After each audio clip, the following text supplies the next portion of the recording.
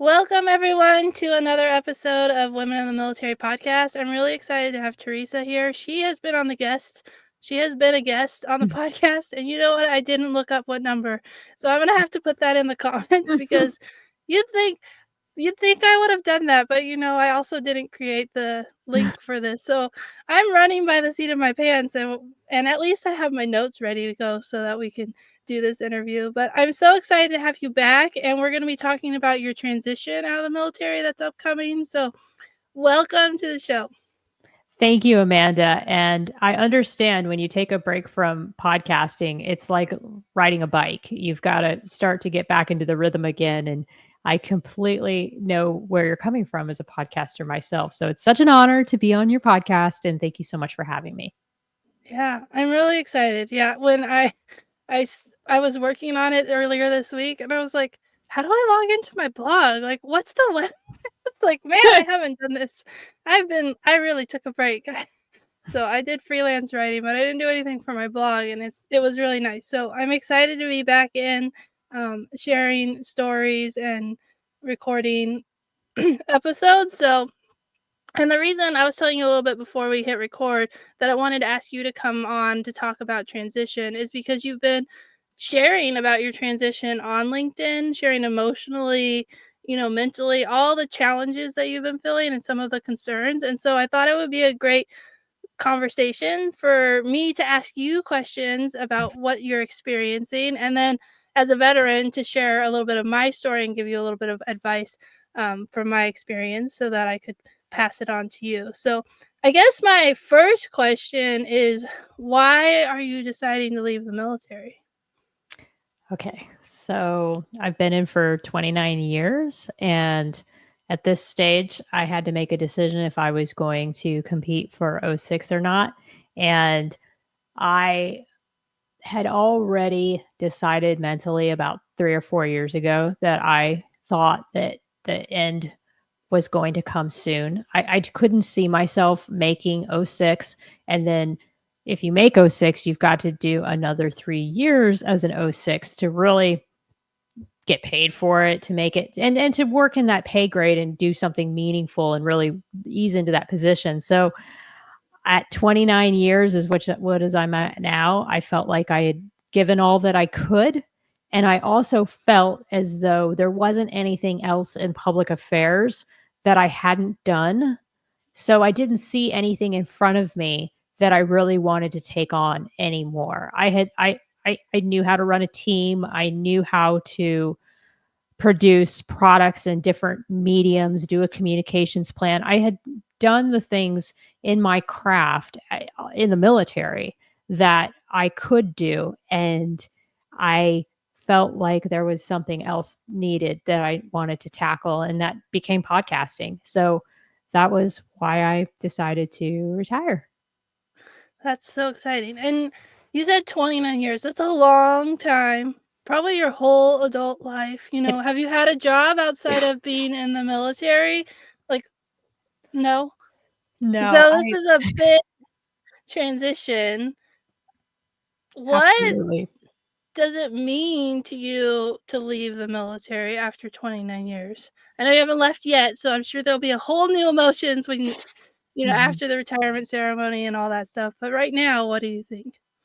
I mean, it's really bittersweet. I have grown up in the military. I became who I am because of the Navy.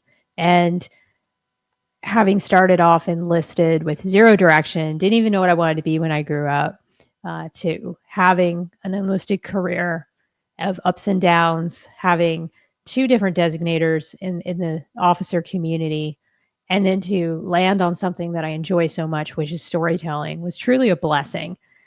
There was also a lot of challenges in my career. I did not have an easy career.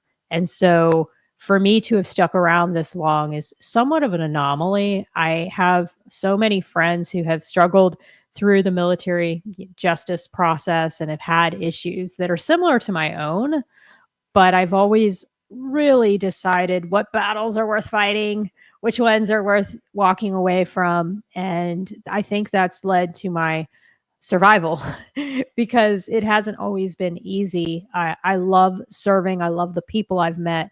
I love the teams I've served on, but there have also been some really tough times. And so for me, it's such a weird way to walk away too. I'm walking away at a command where I'm not as needed or really needed much at all, which is a blessing because I have some time to get things done. But I'm so used to go, go, go and you know, try to take on everything I can and achieve everything. And success has always been something that I chased. And so for me to take a backseat to that and not chase it anymore has been really interesting, but also very peaceful and good. Yeah, so it makes sense that you're kind of already transitioning because you're still in the military, but that like mission set and the focus and the busyness that often comes with military service is kind of already starting to taper down. And so it Mhm. gives you time to focus on transition, which is good, but also leaves you going, wait, what am I supposed to do next? Right, right. You started to feel like you're not needed and everyone moves on without you and the world is continuing to push on and you're in this whole other stage, especially with aging, where now it doesn't really become about a job anymore. It becomes about what do you do to derive meaning? And that is another step, I think, to everyone's life journey is that you start to realize that the job is not what matters. Promoting isn't what matters. Any of that stuff isn't what matters. What matters is the relationships that you've built with the people around you. How good of a wife am I? How good of a neighbor am I? How how good am I in providing services to others? And that becomes something that you measure yourself against instead of am I building up to my financial stability? And that's what I was building all these years was hopefully I was getting to a point where I felt safe financially. And that was something that was very important to me. Yeah, that makes sense. And that would also kind of because many people retire at 20 years, but you stayed to 29. And so that extra 9 years can help you build up that financial stability instead of leaving right at 20 and then not being quite there yet. I wouldn't have been quite there yet. At 20 years, I maybe could have reached FI. They call it financial independence, but it would have been incredibly hard and there would have been a lot of sacrifices we would have had to make in our quality of life. And then I met my husband at the 20-year mark. And so, or around, I think it was around the 20-year mark. I met him in 2016. So I met him 8 years ago. So yeah, 21-year mark. And that also changed what we had in our plans to do together and to achieve as a couple. So I think I stayed in a little longer than I thought I would because of that. And I could have retired out of London, my last duty station, but retiring overseas, number one, is tough because you haven't settled in a new home, and now you're trying to buy a home in the States, and you don't have the mortgage to go against because you don't make the income anymore. And then there was also the fact that I was so busy at NATO. There was no way I was going to be able to take a break from that without feeling like I was letting my team down. And so there was a better decision for me to come here. And I'm only doing 11 months stateside. So I was very fortunate, or it was almost 12 months, really, same month, but very, very fortunate that I was only able to do my 1 year stateside and then have this opportunity to work on my transition, work on my disability claim, do some of these things that I know people have to get done before they retire. Yeah.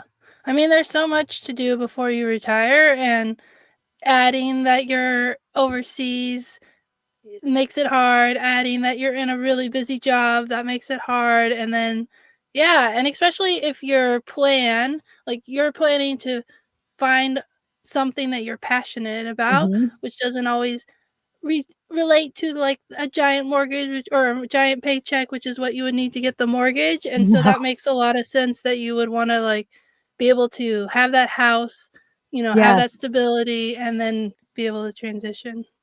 Right. Because I wasn't gonna search for a job, it changed the game completely. So people that are thinking they're gonna get a job out of the military, out past the military, they're in a completely different track than where I was. And I wasn't even in the track of I wanna be an entrepreneur.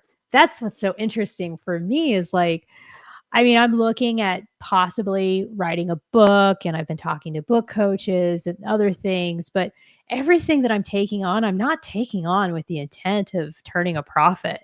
That is not my intention. My intention is to build things with my time that will be of service and will make an impact and will build relationships and hopefully inspire hard discussions about challenging issues, and those are the things that really get me motivated. And so to have that as your goal is completely different than anything that any model that I can really go up against. There's very few people that I had to talk to or to model myself after when I decided to go down this road. Yeah, so that really resonates with me because I got like we talked a little bit before, but I got out to be a stay-at-home mom. I was super pregnant when I went through TAP, Mhm, and I was going to tap and I was like, "This information is not for me because like, I don't wanna mhm. get a job.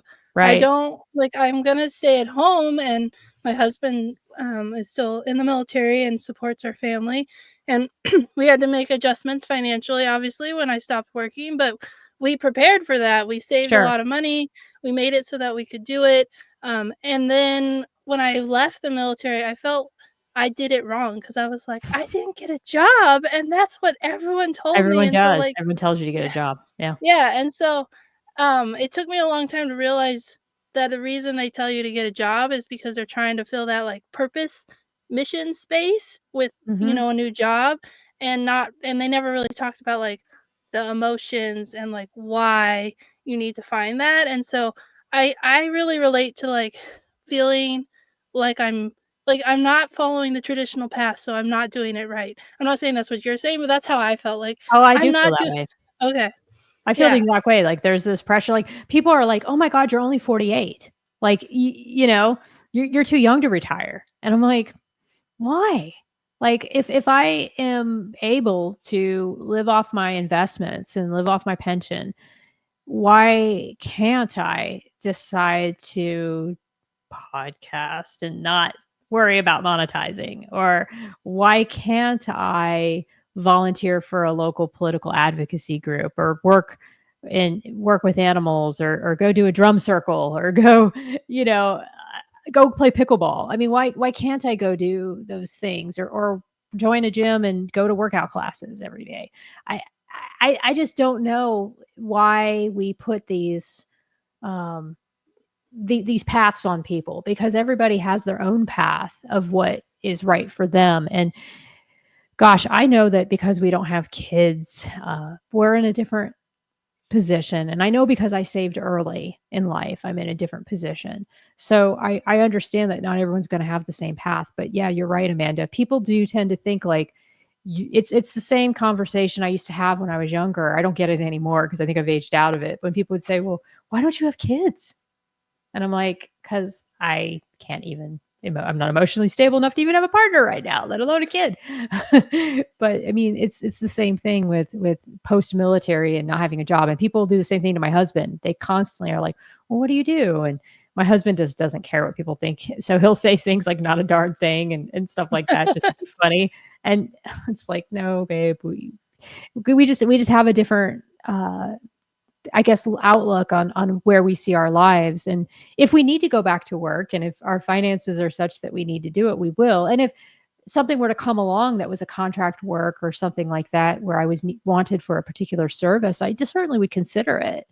But it would be tough for me to give up what I've wanted my whole life and where I wanted to be. Yeah, and I feel like that's one of the challenges that the transition program has is they try to put everyone in a box and not most people most people fit sorta in that box, but like most people don't actually fit in the box particularly. They have like, they have divorce and they have stepchildren or they have, Mhm. whatever, that life's complicated. And so I feel like they have this like little tiny box that they think everyone should fit in. And like maybe a few people do, but most people are around the edges. And then there's people like you and me who are like, we're not even close to the box. The box is not helping at all. It's just adding more anxiety to this. And so I feel like that's why it's so important to talk about, like, how you're feeling, because that's something that we need to be discussing. Like, how do you feel as a service member? And, TAP has changed a lot. I mean, we talked, I don't know if you mentioned it now, but we already said, you said you were doing your VA disability claim. I didn't Mhm. do that until 2022. And I got out in 20 because nobody, they like mentioned the VA, but they didn't really explain the VA. And I didn't think that I qualified for benefits and blah blah blah. So it was really like I was so they fixed that part. I feel like they've really helped change and make sure Mhm. that veterans know what their benefits are and how to get those benefits, but then there's still like that job focus piece Oh, that I yeah. don't. Yeah. And I think that there really ought to be like a whole day of taps where they sort of go through some of the mental challenges of not feeling needed anymore. Because I think that's so important. I mean, like just yesterday, I got two phone calls in a row, which was really interesting because people see that I'm able to have shows about the administrative system within the military and how sometimes there are people that may not get the justice they feel they deserve from their chain of command or from how a certain process gets adjudicated. And just having those two conversations and sharing, mostly just listening and offering some feedback on resources and ways to help just made me feel so good. And I went on our daily walk with my husband afterwards, and I'm like, oh man, like this reminded me of how I really miss helping, like miss being of service and miss people asking me questions. And so it sort of inspired me that there's other things I can do as well. Like we have these online calls for my accreditation in public relations, and I got my APR, so I think I'll go back and do a little bit more volunteering with that. So I think it's really important to just find things that you're good at or things that you enjoy and then use that to help others, because that just gives you some kind of purpose each day, like some reason to get up out of bed in the morning. And I think that we all need that. Yeah, for sure. And I mean, you said something you enjoy because I was talking to someone recently and they were like, "Oh, you said, what do I want to do?" instead of saying, "What can I do?" And she's like, "That's a really big shift in someone who's served in the military to say, what do I want?" Because it's so hard for us. Because often you don't have a choice. So you No. just are like, I don't want this, but this is what I'm doing. So that's just the way life is. And to like shift your language and just even your mindset to be like, what do I enjoy? What do I want to do? Not what do I have to do is really Hmm. hard, especially 29 years in the military to make that shift is, yeah, it like goes against your nature. It's like you're going uphill in a river and or yeah, upstream and you're like paddling so hard and you're Yeah. like, no, mind, this is the right way to go. I highly recommend though that people take, I mean, I think you can take TAPS when you're 24 months out, but even if you don't think you're 24 months out, just I would suggest you pretend like you could be 24 months out, because being able to sit through those 3 days, I know it's not much, but it's better than nothing. And it really helped me, especially on the VA disability side, because I avoided medical like the plague, because I always felt throughout my career that if I went to medical, they would find something, or they would, because I was so untrusting, because I had a psychiatric breakdown when I was 19. And so I didn't trust, especially mental health, to put anything in my record. And so I would go to Military One Source. I would go to Fleet and Family. And I got my Military One Source records, by the way. You can FOIA them. And I have not got my Fleet and Family, but I keep checking on it. So maybe I will. But I was able to submit without, and I was just able to submit what I had. That's another thing, too, people don't understand. Like, nobody's record's going to be perfect. And the Right. more I dig into this process and I go on the many Facebook groups for people who are working on their VA disability claim, you're going to realize that there is no set path. Like, you don't have to have 100 pages of records to get 70% disability. I mean, it's all case by case. There's going to be an assessor who's going to look at this. There's going to be compensation and pension exams. I haven't gone to those yet, but I will.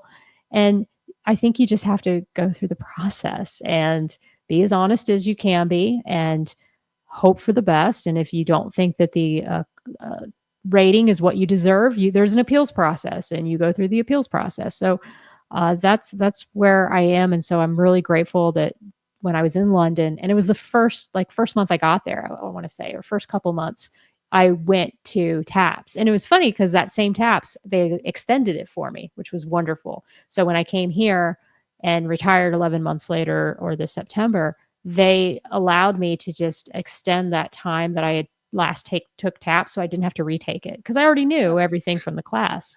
So I was like, I don't really need to take it again because I know where I'm at, and so that was helpful. So that would be something I highly recommend. Is even if you don't think you're getting out, pretend like you are so that you can be prepared. I'm not saying lie. I'm just saying you could get out within 24 months. You don't know, and you don't know what's going to happen. And it's better to be prepared and know this information now than to be surprised with it later. Yeah. Yeah, I took TAP not pregnant because I was my husband and I were dual military. We were thinking about starting a family, and we were worried about if like he got moved to a new assignment and I couldn't go there. And so I took TAP, I don't know, a year or two before I got out. I guess it must have been 2 years because I wasn't pregnant or Mm-hmm. anything. And then the reason I took TAP six like super pregnant, like 7 or 8 months pregnant, was because they were like, no, you have to take it within 6 months of leaving the Right. military. And I was like, wait, why? Especially like I'm super pregnant, I'm a stay-at-home mom, and they were like, that's what the regulation says.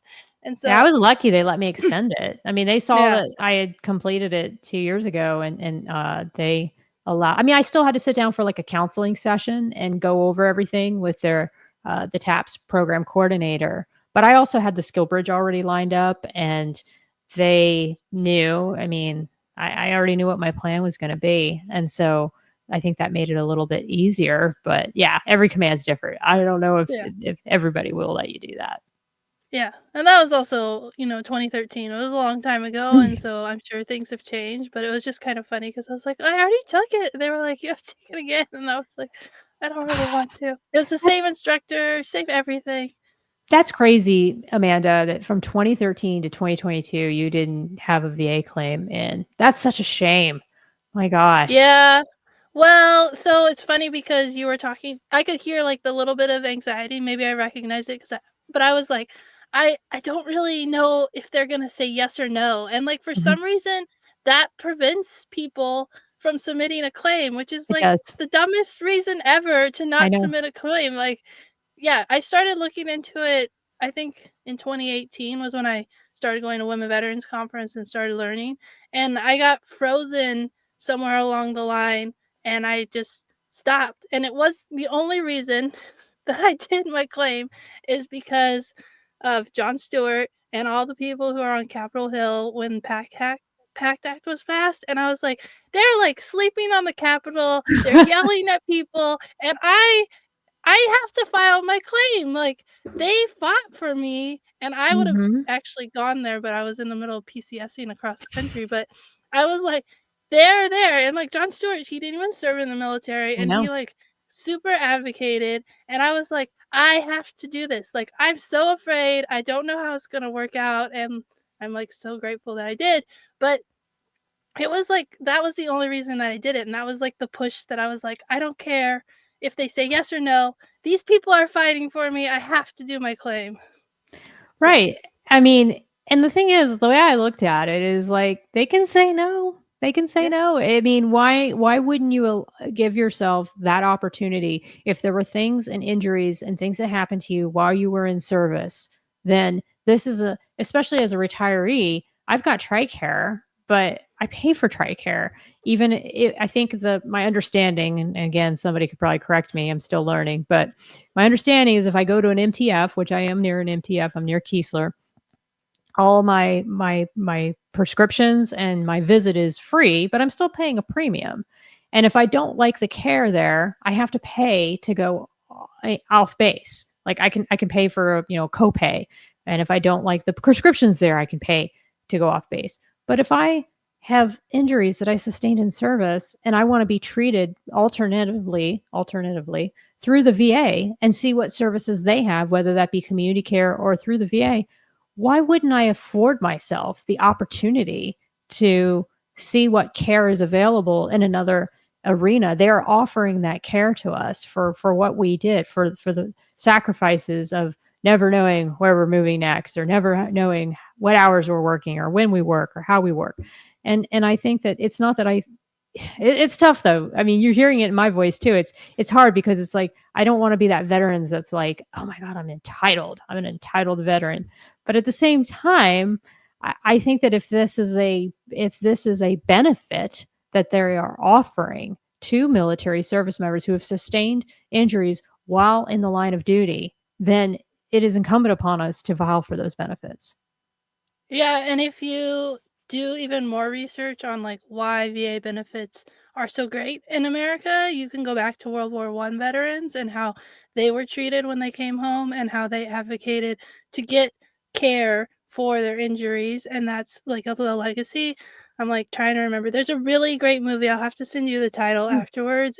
It's a little quirky and strange, but it's about the history of like it ties into that history because the protagonist is a World War One veteran, and it shares like, and it's just that was the other like that piece too is like the reason we have such great benefits because if you look at other countries, they I don't know. have the same type of No, they do medical not. care for veterans, and like it's because of them in World War One and how they were treated and how they wanted to make things better for veterans. And so I guess I can't do stuff for myself, maybe that like, but I can look at like what someone advocated for and think of it like they advocated for me to have this, and if I don't use it, then I'm like taking away from that. I don't know. That's kind of No, how. I think that it's a wonderful way to look at it. And you have children that rely on you, and you Yeah, have a husband that relies on you. And if you have the opportunity to get care through an alternate location that could be the care that is needed for you, then you have a responsibility to go down that road and to right. see if that care is available. That's how I see it. I mean, we all have responsibilities to other people, and I look at it like this is a responsibility that we have, and to educate others about Mhm. about this opportunity and this benefit. And so the VA claim was probably the biggest one of the biggest pieces of my retirement journey. And like I said, I haven't started. I'm on step 2 on the Yeah. website, so I still have a long road to go. I think there's like 8 steps in the process according to the website. And Oh, okay. it's, yeah, it's really kind of cool. You can like go on the website and see like where your claim is and what step it's at. I mean, so far, and I had a wonderful VSO. So I've had a great experience so far. He was a Mississippi certified VSO right on the base, literally across the street from where I work. So while I was still in the office, I would go over there and just sit down with him and go over all my paperwork.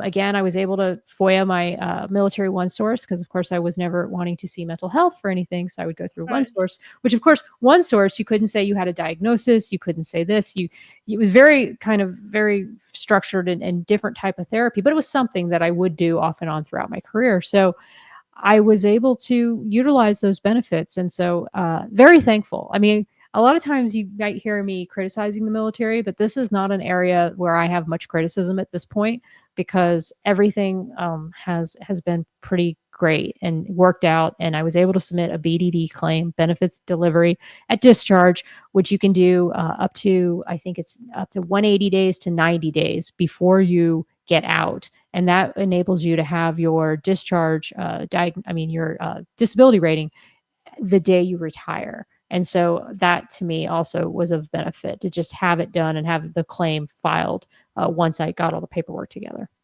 Yeah. Yeah, that's a great resource. And then I want to switch to SkillBridge because I know that you are planning to use SkillBridge. So can you talk a little bit about that process and what you're doing with that?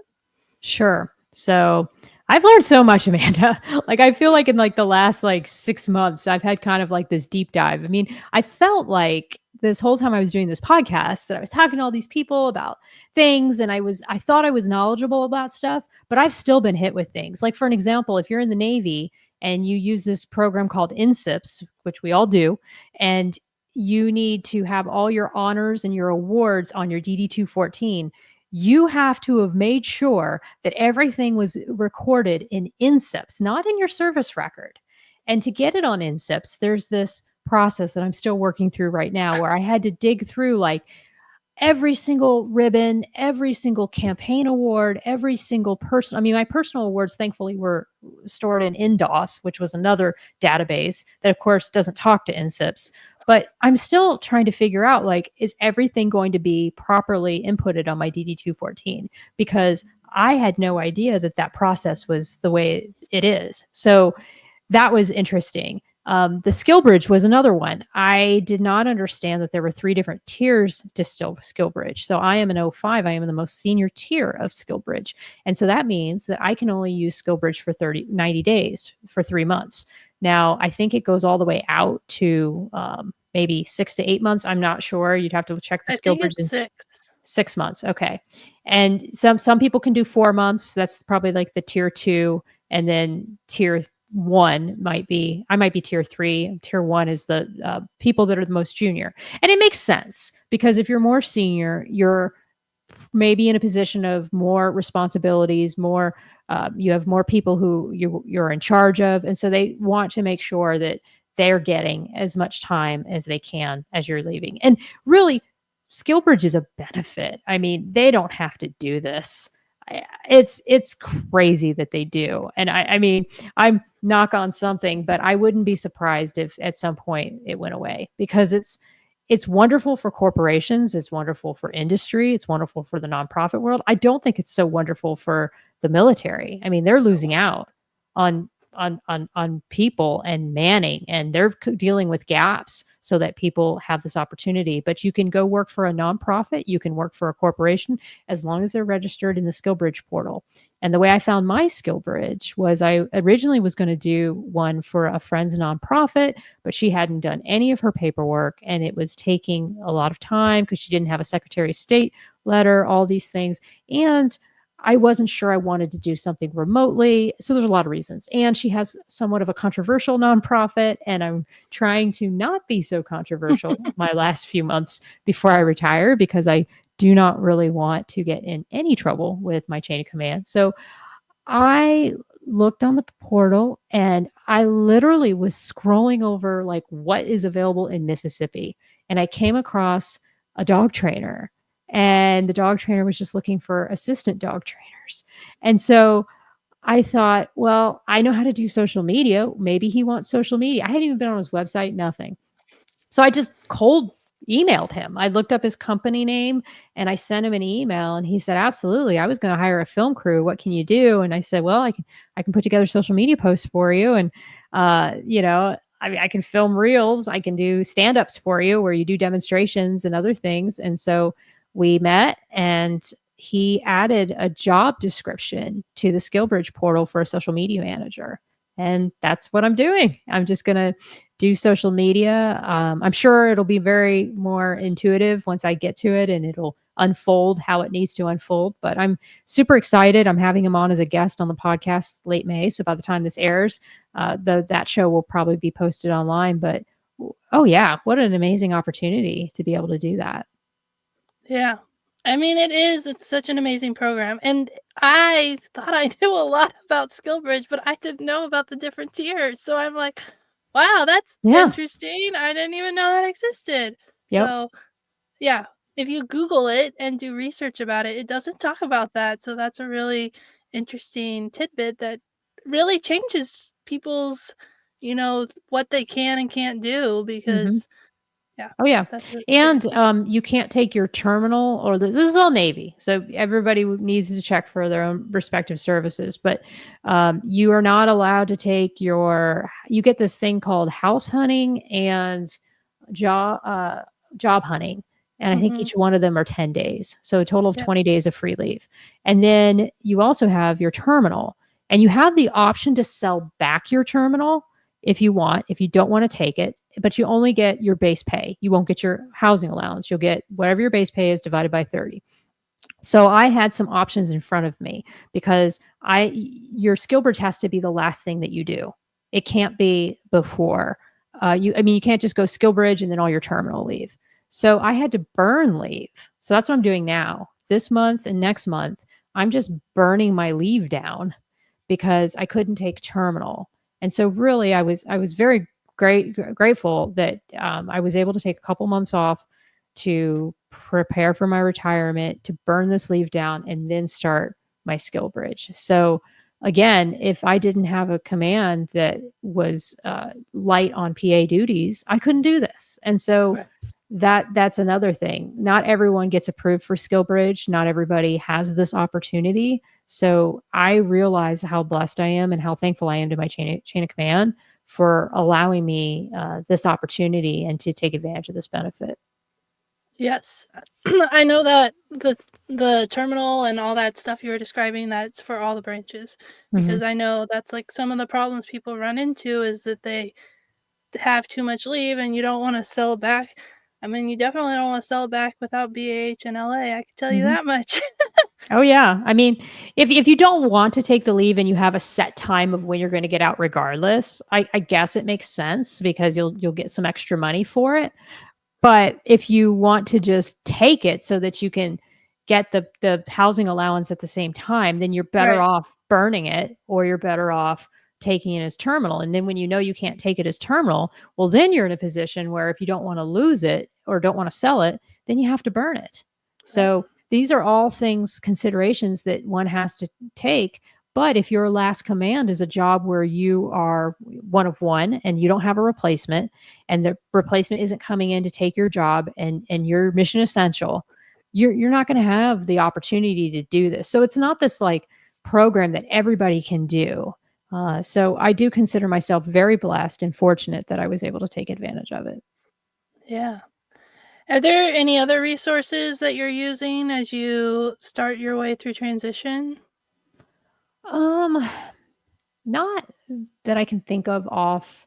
Oh, another one. When you retire, you have up to 3 years to make your last PCS move. It is in the joint travel regulations. So even though I bought a house here in Mississippi, I'm able to decide if we want to settle down here forever or if we want to move to some other place in the United States. So that's another thing I had to look into. I had to sign a form with personal property verifying that I was going to delay my move, delay my last PCS, because even your retirement orders, at least for the officers, they're funded. And I think that's why they're funded, is because they are looking at, well, are you going to make one last PCS before you get out? And I'm not doing it upon retirement. I'm going to stay. I mean, I may not take it at all, but you do retain that benefit. So that's another resource that is available to you. There's just so many different nonprofits too that I haven't even began to speak about. Like Wounded Warrior is one that comes to mind. There's a like an incubator entrepreneurship. I can't remember the name of it, but there's all these. That's just one. There's all these nonprofits that have programs for veterans as well, and that I have not started to invest in, but I can tell you that those are other options for people who are transitioning, that they have the opportunity. There's certifications you can do, like project manager. There is this guide online for the Navy. It's called the Navy Transition Guide, and everybody recommended it to me. And it's the most comprehensive guide I've seen for those people in the military, in the Navy. And then there is a book that Paul Lawrence wrote, who's now, I believe, the Assistant Undersecretary of Veterans Affairs. He's just joined the Trump administration, and it's called Veteran Benefits for You. And I read that book cover to cover, and that helped me tremendously. I also had him on my podcast. So many good, yeah, I was Yeah. like, we could be here, like, all Oh, I day know. Going just over being so many resources. Yeah. yeah. And that doesn't even, I like I was said, get into the mental health side of it. That's just yeah. the tangible things that you have to think about. Yeah, I would say that IVMF is one that if you're gonna go into entrepreneurship or if you're looking for certifications, they have, programs for people starting a business and up to, like, Mm. lots and lots of money, and then they also have, like, free certifications where you don't have to use your GI Bill. Boots for Business. Forgot about that Yep. one from the Small Business Administration. So that is actually Yeah, through that's the through military. IVMF too. Oh, is it? What's It's IVMF a stand for? partnership between Small Business Administration and IVMF, What is I? Institute for Veterans and Military Families. Oh, okay. Okay. Okay. Yeah, because they do I just went to the Boots for Business course, and it was a 3-day course over on Keesler. And they even do this thing where they'll help you with a business plan, where you can take the 3-day course, but then if you want later on, you can take their business plan course. They've got a LinkedIn course. They've got the SBA has specific courses that they do for the veteran community, and they're all Hmm. free. So Yep.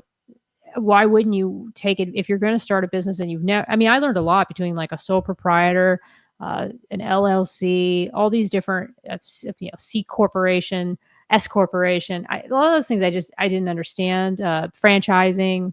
So that's also another amazing benefit. Like, take advantage of all these benefits. I mean, I just look at it like this is offered to us, and we are crazy not to educate others on it and not to take advantage of them if we need them. The other thing that I would recommend, because there's like this giant ocean of benefits, is to try and focus in. Like, I know that you really love dogs, and there's specific veteran organizations focused on um, like helping people with disabilities who have dog Mm-hmm. you know what I'm Service trying to say. The animals. words Mm-hmm. just aren't coming out. Yeah, Um, and like then service like if animals. and like women veterans and minority, like find what your niche is or something that you're interested in and see if there's a veteran organization tied to that. And that way it makes that ocean, into a little stream that's Mhm. trickling. And that way you can get connected. Like, because I know one of the questions that we were talking about before was like, how do you find community? And I think that's how I found community, is by like getting involved in women veteran organizations or other veteran organizations that are like small business, veterans, like getting into those Facebook groups, getting connected with people on LinkedIn and building your community that way. And I just recently joined the VFW.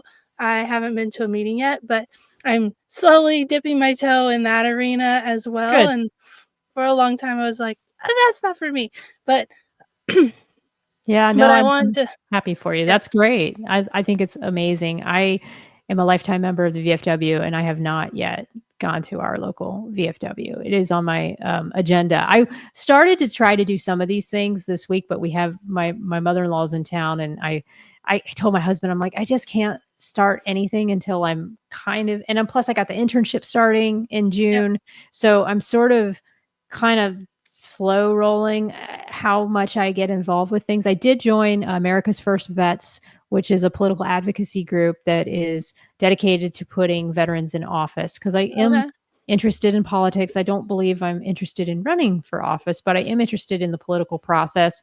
And I do believe that one day we can talk about politics without losing our minds, hopefully. hopefully. So, maybe not, but in a perfect world, I believe that talking about politics and religion is not only okay but is good and will I bring people agree. together in a positive way if we can do it in a way that's respectful, even if we don't agree on everything. Yeah, um, so I did that, and yeah, I mean, I would definitely want to get involved in something that's physical. So we do have pickleball rackets, and there are some free beginner lessons that I already found, and I was thinking of going this week, but again, we've got family, and then we're traveling. But when I get back, we're going to do that. Last Sunday, I did do a drum circle on the beach. That was so cool.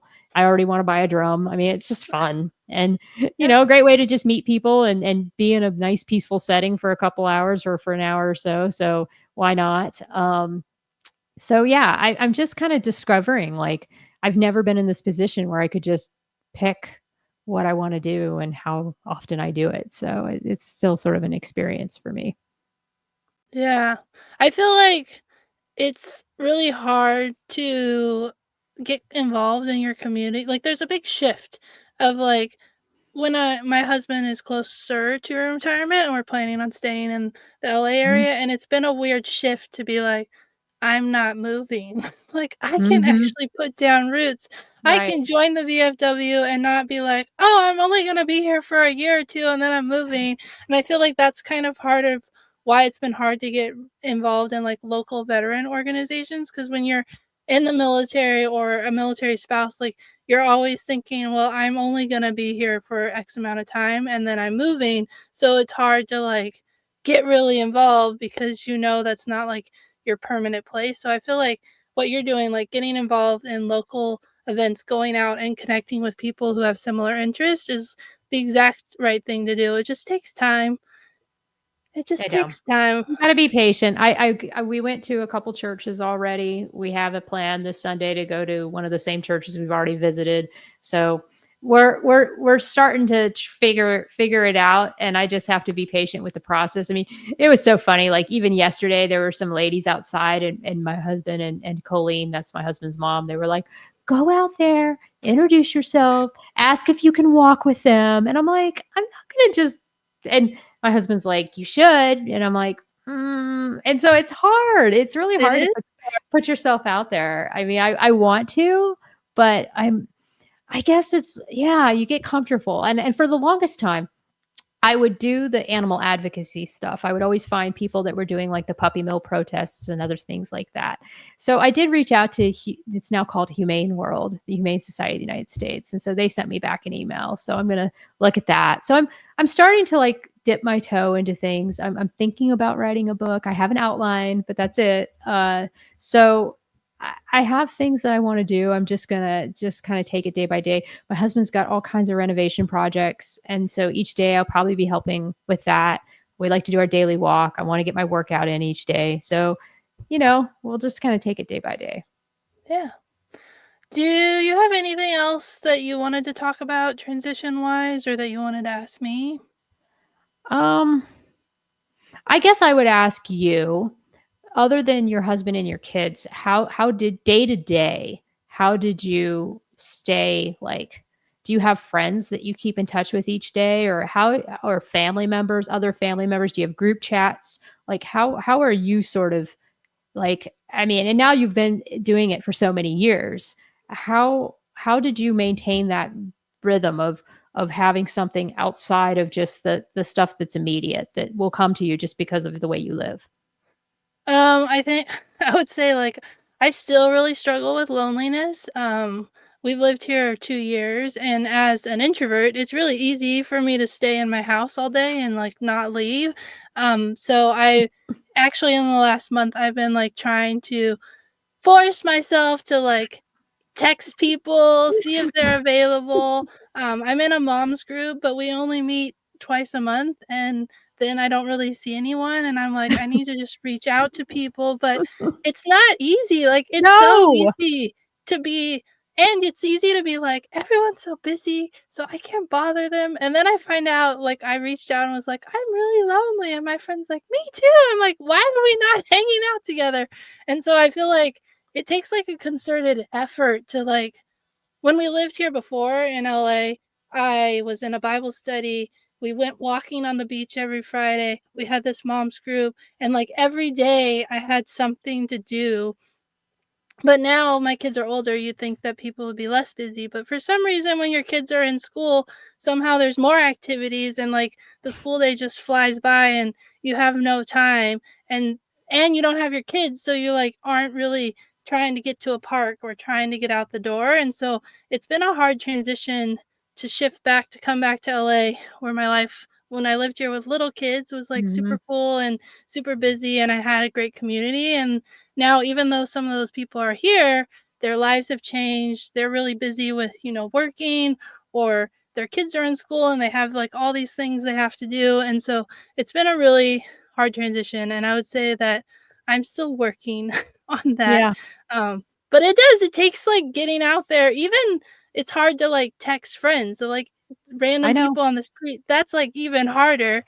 I But know, it's I really don't know hard to, how he thought I was gonna do that, like, just walk out, but that's how Harry is. My husband, yeah. like, his our next door neighbor, Joyce, every single day they have a conversation about something, and now it's all already to the point where, like, Jada will look our dog will look out the window to see if Joyce is over there, and then whenever Joyce is outside, Harry will just walk outside and start talking to her. That's how he is, and he is such an introvert, and he is way more shy than me, but he does it. He does the work. And that's really what it is. I mean, I could have easily got up off the couch yesterday and went and walked with these two ladies. There was nothing stopping me doing it other than my own like oh, no, I don't want to. I mean, I'm not ready. I don't know. And I mean, I can tell you every time I become friends with somebody, the same things happened. Like my last really close friend that I had in Norfolk, it was probably like a good 4 or 5 months of us going back and forth and canceling on one another and not really getting together and missing one another.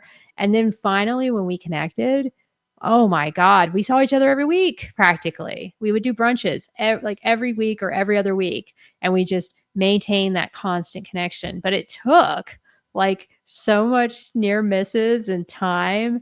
And so I think it's like the same thing. Like you just have to be patient and you have to be trusting of the process. And that gets harder, I think, as you get older.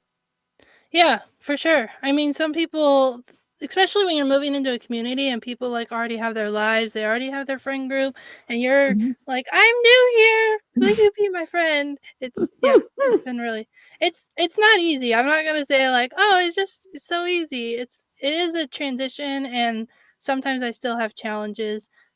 Especially because I like went from being busy podcasting all the time to like having all this free time and not knowing what to do. So it's a work in progress, but something that I'm working on. But it sounds like you're on the right track. You're getting connected with people in different community groups, and it'll just take time. Yep. So, Absolutely. Absolutely. And thank you so much for this opportunity to come on your podcast and talk through this process and have this conversation at this stage, because this is kind of a strange stage in life where I don't have it fully figured out yet. Like what this next chapter is going to look like. It's sort of this strange transition point. And really until I feel like until the internship ends, I'm really not going to be yeah. completely settled. I'll have maybe some more inroads, but not completely settled down yet. Yeah, I for sure. There's gonna be a time, well, like when you take off the uniform and you're like, wait, it's I feel like everyone has this, like, moment, like, "What? Wait, what just happened? I've been Right. preparing for this. I thought I had everything, but there's gonna be something." And everyone is different, so it's not like I could tell you, "Well, like, this is what it was like for me," and you're like, "Oh, okay, I'm ready." Everyone Right. has their own path and their own experience, so just know that that's normal and that we're here supporting you, so, just keep sharing on LinkedIn, and we're all here to support you. I think that's the greatest thing about the veteran community is we're here to support each other and just to cheer each other on. So, thank you so much for your openness, your honesty, and for taking time out of your schedule to do this interview. Awesome. Thank you so much for having me, Amanda.